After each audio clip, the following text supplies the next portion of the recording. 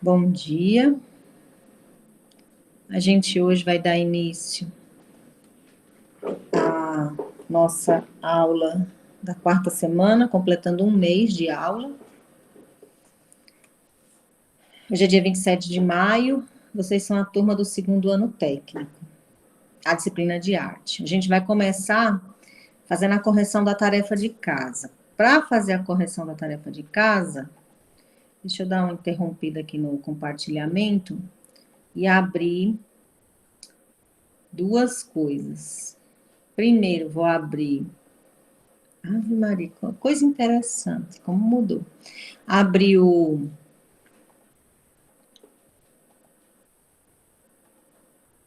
Google Classroom para ver como é que está a história das tarefas. E abri os formulários, porque a atividade era no formulário. Deixa eu ver se abre.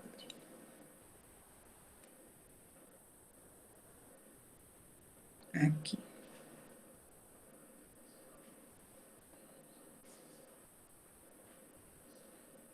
Bom que a gente aperta e não sai do canto, foi. Tá tudo abrindo.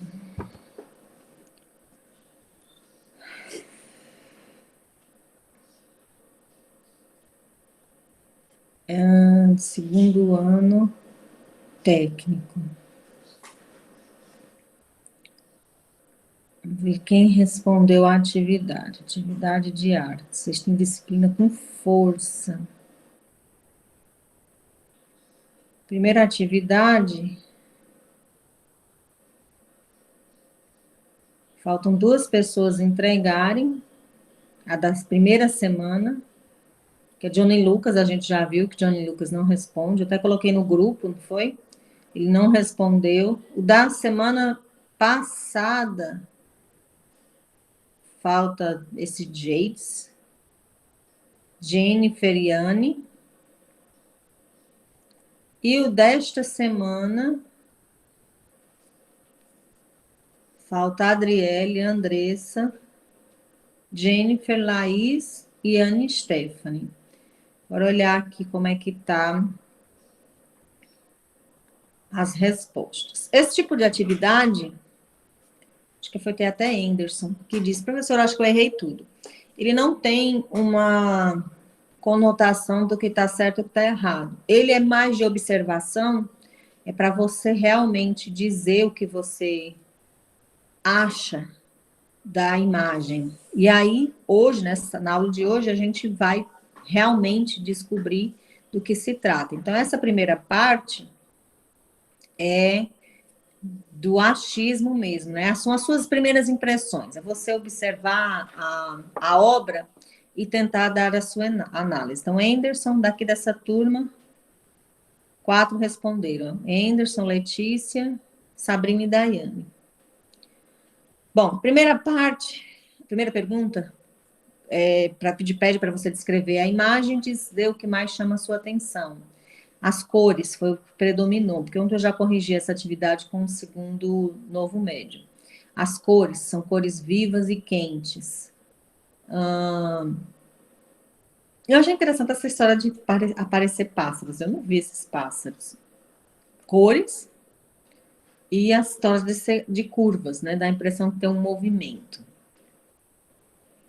Segunda pergunta, de acordo com sua observação, que materiais foram usados e como é que você chegou a essa conclusão? Parece madeira pintada, aquarela e tinta óleo, para refletir no piso. Deveria ser uma tinta delicada, por ser uma cor viva, tinha que ser uma tinta de cor forte. Interessante essa história do piso, porque na verdade não tem nada a ver com a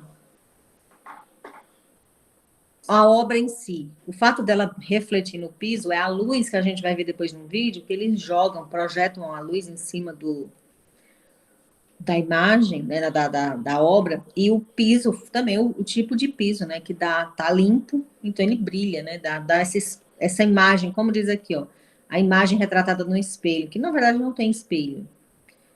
Madeira ou papelão e tinta.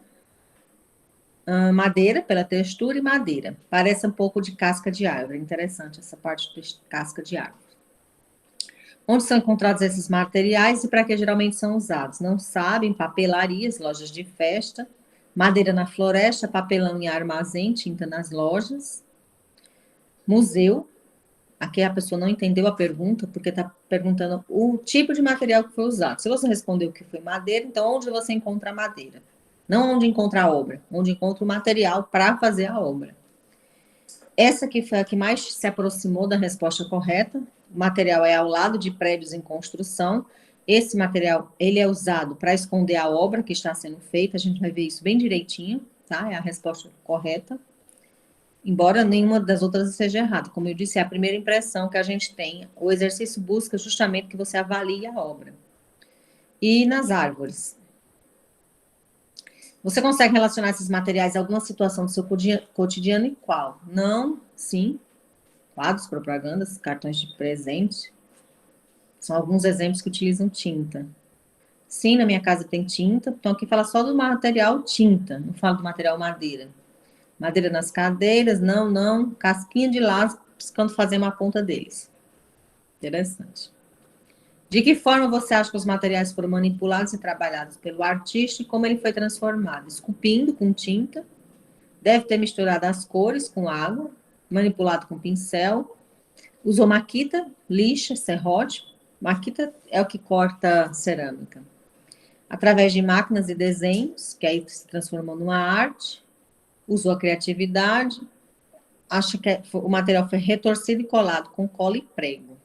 Muito trabalho. Depois a gente vai ver como deu trabalho fazer. Para você, por que o artista escolheu esses materiais?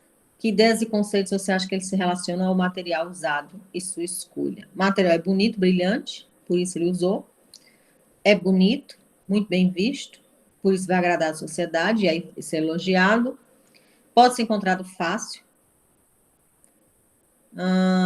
Escolheu a melhor maneira de trabalhar, não disse muita coisa, por ser diferente. E aqui diz que não tem a mínima ideia, ainda faz uma carinha. Cara, trabalho para fazer essa carinha assim, que coisa interessante. Você acha que por Fui meio mais da eu. arte. Oi, Daiane. Ah, achei o máximo.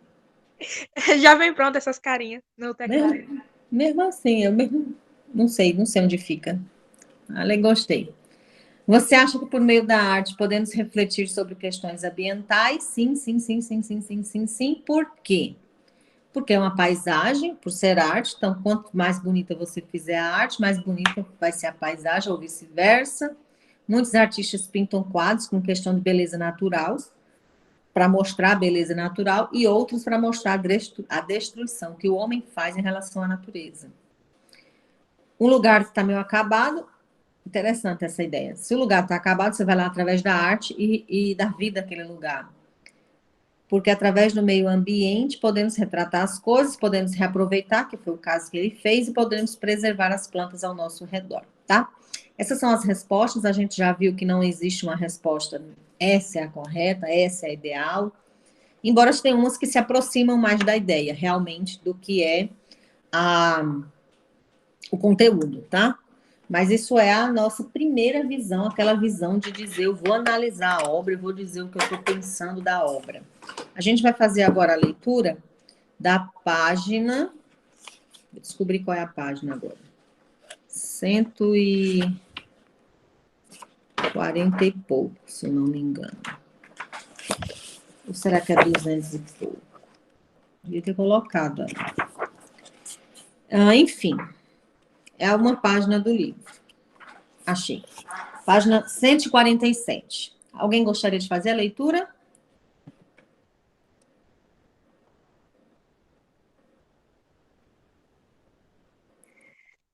A obra Tapones, apresentada na página ao lado, é uma instalação site-specific criada por Henrique Oliveira em 2006 e foi planejada especificamente para ocupar um espaço do prédio da Fundação Nacional das Artes, a Funarte, no Rio de Janeiro.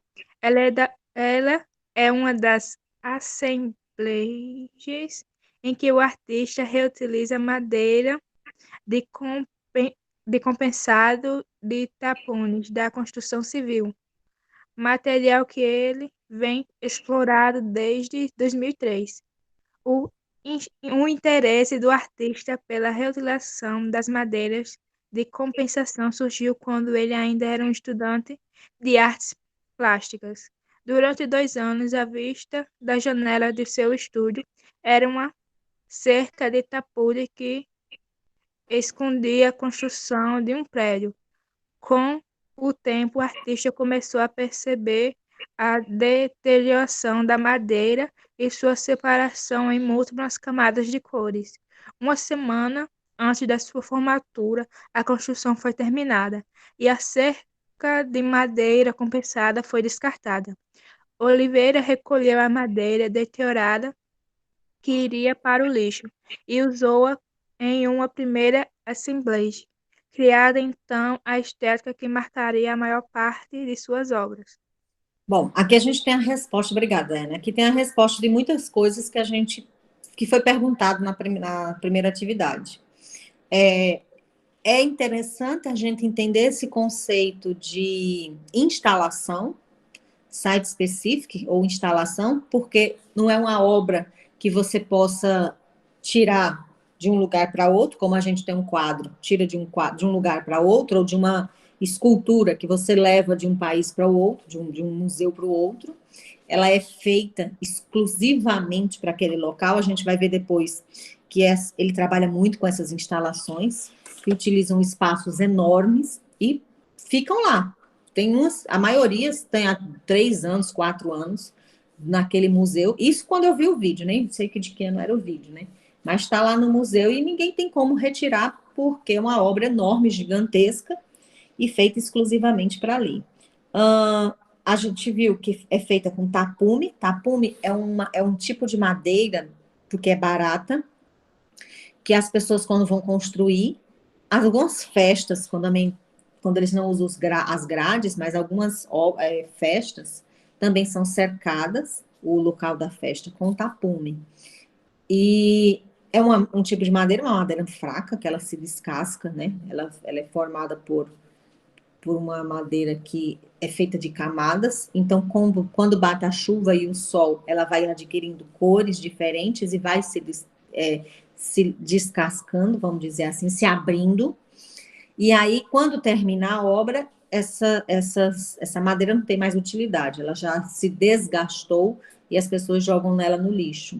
Ele morava num determinado local em que passou durante muito tempo vendo, né, esse tipo de material. E aí, quando ele pensou que não, acabou a obra e foi jogada fora a madeira. Foi na época que ele estava terminando de se formar na universidade, e quando você está terminando a universidade, você está cheio de ideias, né, achando o mundo bonito.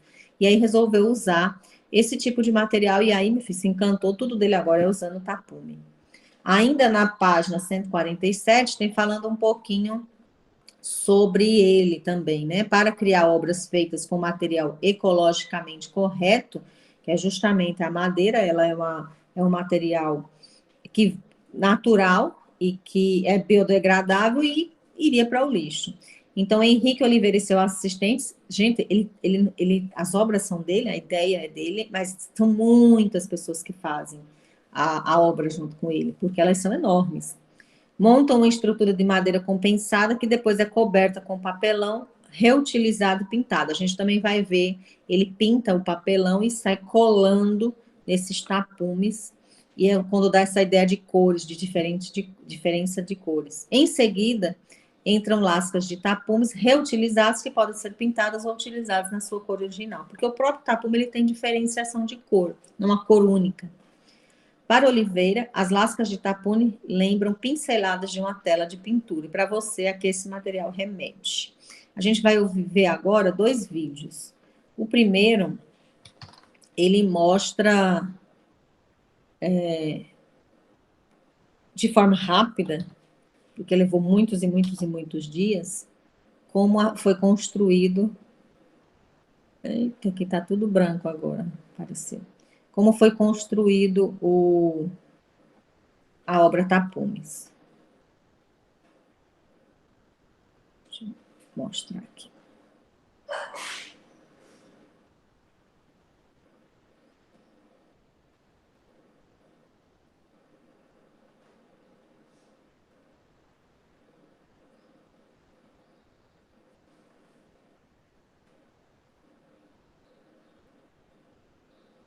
A internet ajuda, aí a gente vê.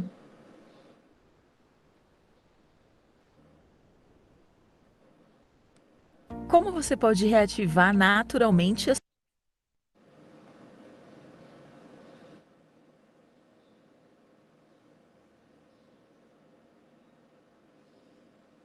Ah, Jesus. Pronto. Vê se começa.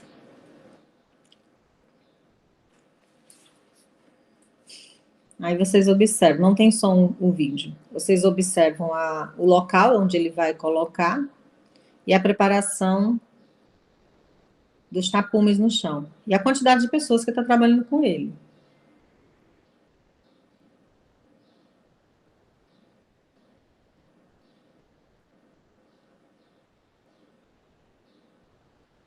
E aí ele vai preenchendo a parede com os tapumes.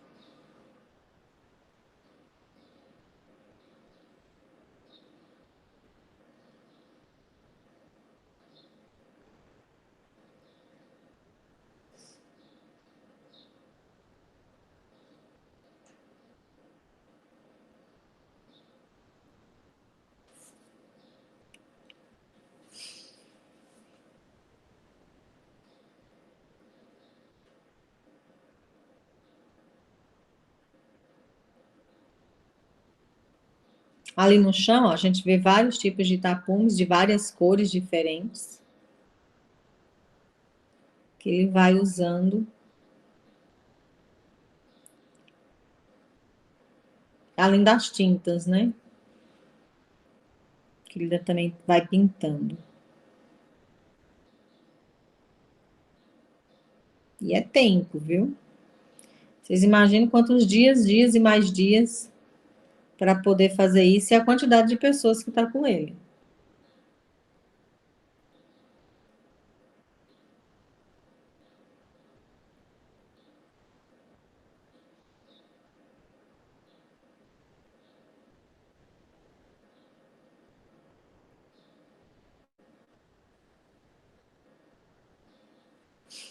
Deixa eu adiantar um pouco. Ele é bem demorado.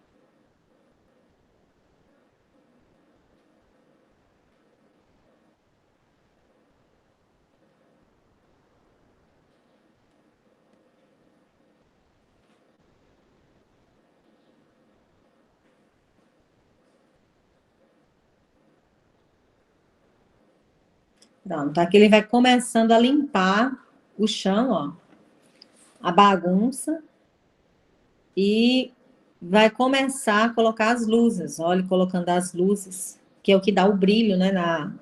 Joga também com a beleza da instalação, ó, mexendo com as luzes. E o chão, vocês observam que ele começou a brilhar já tá limpo. É uma bagunça sem fim. Aí junta o chão liso, limpo, ok, muito bem. E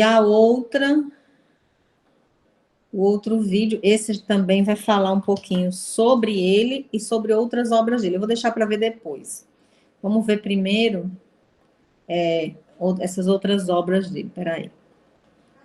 Deixa eu vir aqui apresentar.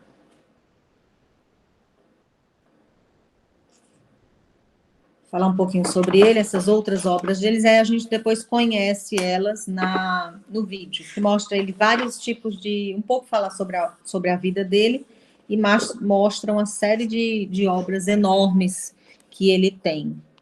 Deixa eu abrir aqui a câmera. Bom, Henrique Oliveira, o interessante é que a gente estuda muito, isso é na página 148.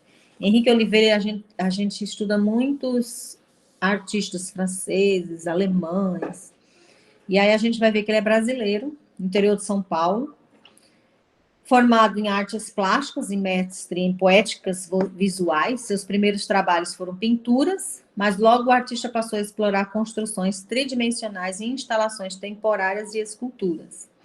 Seus trabalhos começaram a ser expostos no final da década de 1990, mas seu nome ganhou notoriedade apenas nos anos 2000. Em 2007, sua obra Coloque um Turbilhão para Turner foi selecionada para fazer parte da homenagem ao pintor inglês William Turner, no consulado britânico em São Paulo. Então, aqui tem mais uma instalação, a mesma ideia, né? De você pegar o tapume, colocar numa parede, as luzes, a mesma ideia, tá? Ele utiliza aqui restos de folha de compensado, que são, na verdade, os tapumes, para obter um efeito similar às pinturas do pintor inglês. Ele fez uma comparação aí, só que usando outro tipo de material. Ainda na página 148, aqui tem outra obra dele, duas obras. Em 2009, Henrique reconstruiu a instalação Tapumes, na Galeria Rice, em Houston, nos Estados Unidos, e participou na Bienal de Arte de Monterrey, no México, e da 7ª Bienal de Arte do Mercosul, na qual desenvolveu uma obra pública em um edifício abandonado no centro de Porto Alegre. Esse aqui, ó. O prédio era abandonado, ele saiu colocando aqui os tapumes, né? Em 2010, o artista também integrou a 29ª Bienal de Arte de São Paulo como escultura de dimensões arquitetônicas em cujo interior o público podia caminhar. É interessantíssimo essas obras dele, que são enormes, pegam salas enormes, salões, e realmente você pode caminhar. Ele faz túneis, cria como se fosse raízes de árvore, e aí você sai caminhando, entrando e saindo nos buracos que são criados. Além disso, foi um dos vencedores da 3ª edição do Prêmio CNI SESI. Suas obras estão em coleções como a da Pinacoteca Municipal de São Paulo e do Instituto Itaú Cultural. Aqui também tem outras obras. A gente vai ver essa obra aqui e essa. Essa obra que é a Transarquitetônica vai falar muito no vídeo. E essa daqui, que é esse Baitogogo, também vai dar algumas imagens sobre ele. São outras obras que esse artista possui um estilo muito marcante, começou como pintor, ele também fala sobre isso. Depois suas pinturas ganharam relevos, como suas assembleias, e finalmente ganharam espaço em esculturas e instalações interativas. Interativas porque, como eu disse, não é aquele tipo de obra que a pessoa só vai e observa, né? Tem obras que são muito... que podem até você causar desgaste, o flash da câmera, por exemplo, então são proibidas de tirar foto, né? Você realmente só observa. As dele, não. Você vai interagir, entrar dentro, pegar, tocar. É isso que é interessante nele.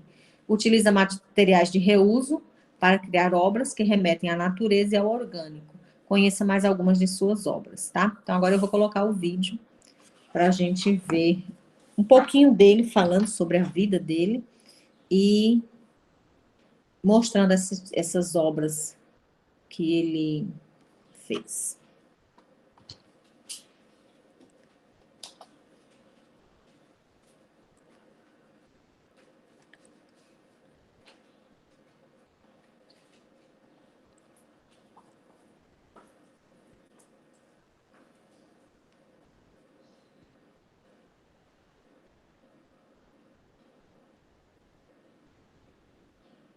Não é esse. Vou esperar abrir.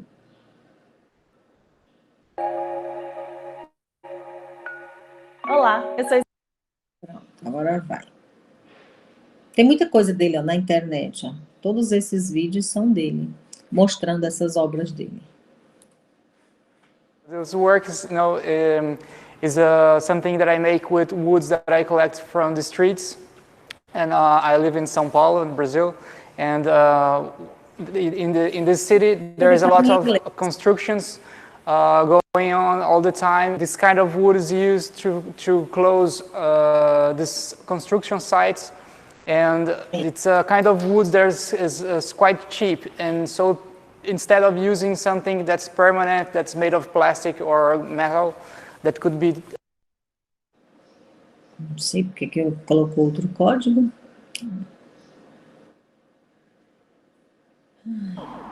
Pronto, agora sim.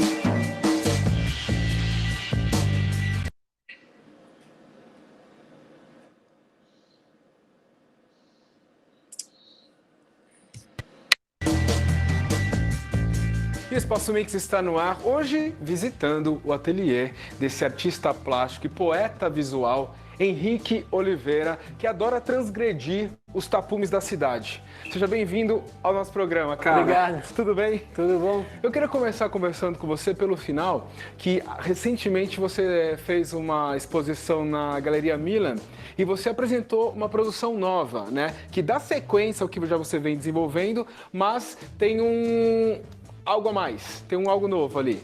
Sim, nessa exposição eu apresentei um trabalho que é de uma série que eu já venho desenvolvendo há alguns anos, né? Então, nesse sentido, não é uma novidade, mas ele representa uma continuação dessa pesquisa mais aprofundada. E apresentei outros trabalhos que eu estou mostrando, que eu mostrei pela primeira vez, né? Então, tem alguns trabalhos que são uma espécie de telas tridimensionais, feitas com uma mistura de papier-mâché e um óleo sobre tela bem espesso. E também tinha uns trabalhos que são umas intervenções em galhos de árvores, de galhos que eu coleto da cidade, das árvores urbanas, né, de cibipirunas, que eu transformo em esculturas. Depois que você apresentou Transarquitetônica no MAC, vira um compromisso ter que trabalhar com obras assim de grande porte? Ou vem em você um desejo de ir cada vez mais e para coisa grande mesmo, maior, em termos de volume e tamanho? Então, não necessariamente. Acho que até pelo contrário, assim, quando eu faço um trabalho muito grande, depois eu quero compensar um pouco e trabalhar nos formatos menores. Eu acho que são dois momentos diferentes, assim, eu vejo dessa forma. Os trabalhos grandes, eles permitem uma exploração espacial mais interessante, eles permitem um desenvolvimento eles estabelecer um desenvolvimento, uma relação com o corpo, com a presença física do observador, enquanto que os trabalhos menores, eles já são mais apropriados para o tempo do ateliê, que é um tempo mais contemplativo, que eles são mais fáceis para você experimentar.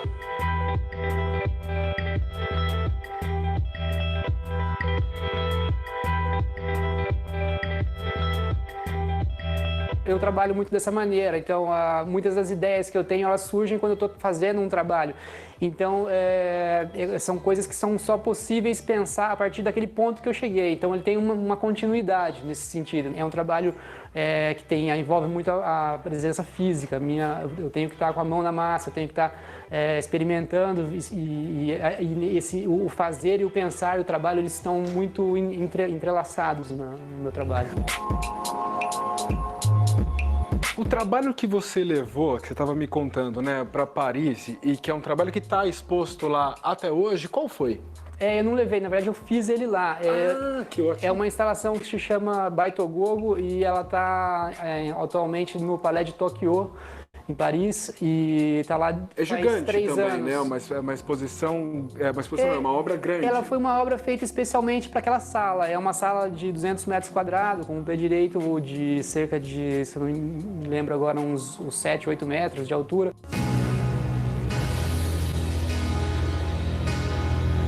Lá em Paris você tem mais um museu que adquiriu uma obra sua. Tem uma obra minha está instalada há 3 anos no Vale do Loire, que é um local que chama Domaine de Chaumont-sur-Loire.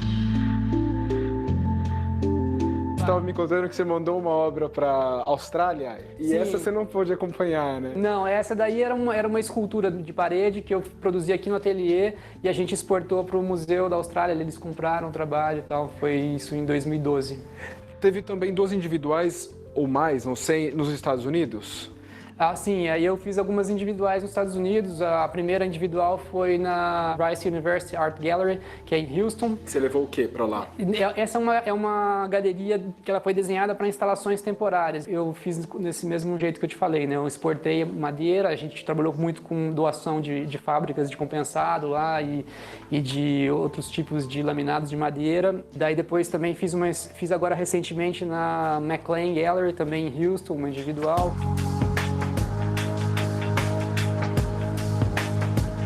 Quando você propõe uma obra, tem um discurso por trás na obra da transarquitetônica, da reutilização?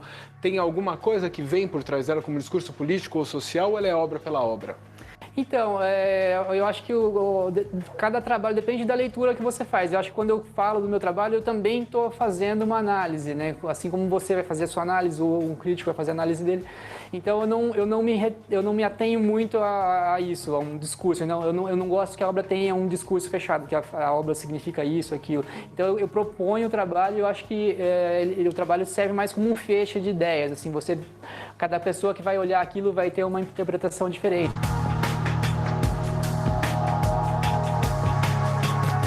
Você vê pontos de conexão do resultado da sua obra ou da imagem que ela propõe com algumas obras da Adriana Varejão? Da Adriana Varejão? Eu acho que a Adriana tem essa questão de trabalhar a visceralidade, essa carne e tal, essa coisa que eu tinha, acho que desde o começo, nas minhas primeiras pinturas, antes de conhecer o trabalho dela. Então, até quando eu vi, eu achei interessante esse aspecto. Mas o meu trabalho é madeira, acho que está mais ligado à realidade urbana. Então, tem uma coisa mais de São Paulo, dessa materialidade do cimento, do plástico derretido, das coisas, desses materiais. E eu tenho uma série toda que são como quadros tridimensionais, que são feitas todas nessa base de colagem dessas lâminas, né? Então, com uma palheta de madeira mesmo, que vai sendo colada. Esse tridimensional que você está chamando são as que saem mesmo da tela? Ela ganha volume? Ou não? Ou é o tridimensional visual? Não, o tridimensional, literalmente falando mesmo. Elas são uma construção escultórica, mas que tem um acabamento pictórico no final.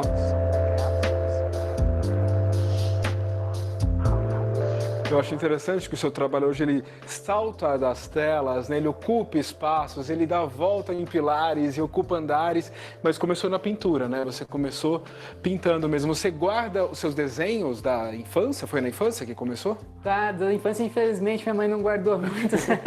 Mas eu tenho da adolescência, quando eu já conseguia guardar a minha pastinha lá, eu tenho vários desenhos dos 18, 19 anos pra cá, eu tenho tudo praticamente. Aquele desenho foi virando a pintura que é hoje e as instalações, as coisas, acho que isso tudo está relacionado, né? Tudo um fluxo só.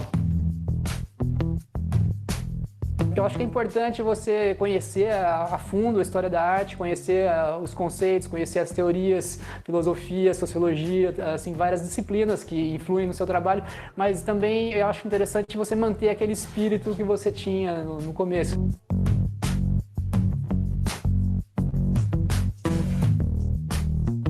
O que a cidade de São Paulo contribui com você? Então, eu acho que esse momento que eu comecei a trabalhar com os resíduos de madeira, eu já pintava antes, né? Então eu comecei a me interessar por isso no momento que eu estava ficando mais aqui em São Paulo, não estava mais viajando aos fins de semana, como eu costumava fazer para procurar ir para lugares de natureza, praia, cachoeira e tal, que eu sempre gostei muito. Então, esse material da cidade, acho que ele teve essa influência e também era um momento que eu estava estudando na ECA e os alunos da ECA usavam muito material de construção, porque era uma coisa barata, acessível. Então, acho que eu tive influência desse ambiente.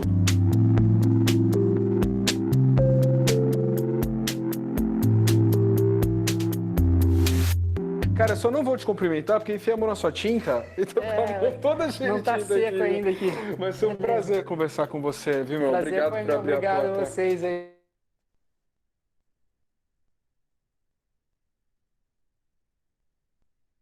O fone tá desligado, Daniela. Perdoe.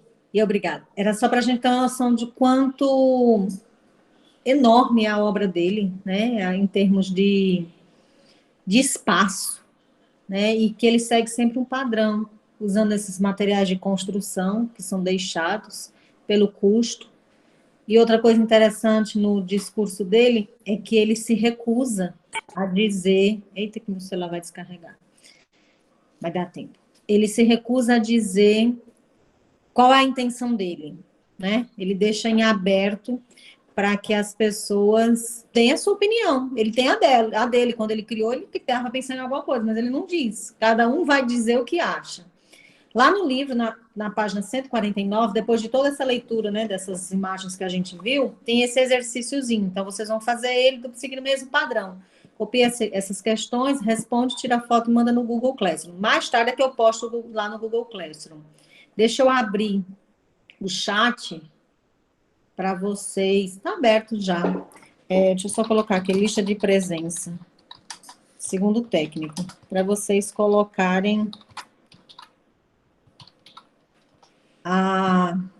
o nome completo de vocês. Alguma dúvida, minha gente?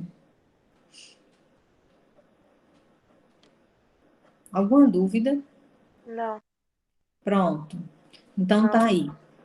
Atividade de casa, página 149. Mais tarde eu posto lá no Google Classroom para vocês poderem enviar. E vão com Deus, a gente se vê, se Deus quiser, quinta-feira. Cheiro. Tchau. Tchau. Tchauzinho.